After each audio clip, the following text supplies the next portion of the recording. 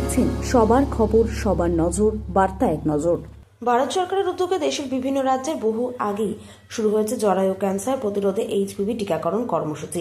তবে এতদিন সেই তালিকায় পিছিয়ে ছিল পশ্চিমবঙ্গ। অবশেষে আজ এই গুরুত্বপূর্ণ স্বাস্থ্য পরিষেবার সূচনা করে এক নতুন দৃষ্টান্ত স্থাপন করলেন পশ্চিমবঙ্গের মুখ্যমন্ত্রী শুভেন্দু অধিকারী।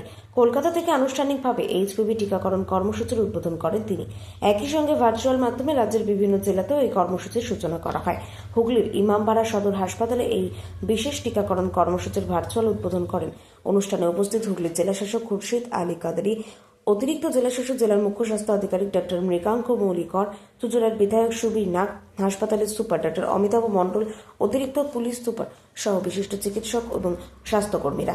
চিকিৎসকদের মতে এই বিষয়ে এইচপিভি টিকা আগামী দিনে মহিলাদের জরায়ু ক্যান্সার প্রতিরোধে অত্যন্ত গুরুত্বপূর্ণ ভূমিকা পালন করবে। ফলে ভবিষ্যতে এই মারণ রোগের প্রকোপ অনেকটাই কমানো সম্ভব হবে বলে আশাবাদ করছেন স্বাস্থ্য আধিকারিকেরা। আজ সদর হাসপাতালে প্রথম দিনের টিকা কর্মসূচিতে 14 বছর পূর্ণ হয়েছে এবং 15 বছরের কম বয়সী কিশোরীদের টিকার আওতায় আনা হয়েছে। স্বাস্থ্য দপ্তরের এই উদ্যোগকে সাধুবাদ জানিয়েছেন অভিভাবক মহল থেকে শুরু করে সমাজ সকলেই। জনস্বাস্থ্য রক্ষায় এই পদক্ষেপকে অত্যন্ত গুরুত্বপূর্ণ বলে মনে করছেন সকলে। সুন্দরই হয়েছে, ভালো হয়েছে, ঠিকঠাক। কিছুটা জানতাম, কিছুটা ওনারা আরো ডিটেলে বলে দিলেন, এখন শুনলাম।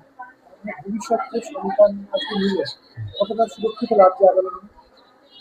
হ্যাঁ, সুরক্ষিত তো বটেই। এই রোগ সম্বন্ধে কিছু জানতেন, যে রোগের জন্য দেওয়া হচ্ছে, আগে কিছু জানতেন এটা বিষয়ে? হ্যাঁ, কিছুটা জানতাম, কিছুটা ওনারা ডিটেলে বললেন। এমনি কোনো টেনশন হচ্ছে না তো? না, টেনশন নেই। কি নাম আপনার? নির্মল মল্লিক। আপনার মেয়ে এসেছি। হ্যাঁ, আপনার মেয়ে হ্যাঁ, তো? হ্যাঁ, আমার মেয়ে। কত বয়স আপনার মেয়ে? 16। 16।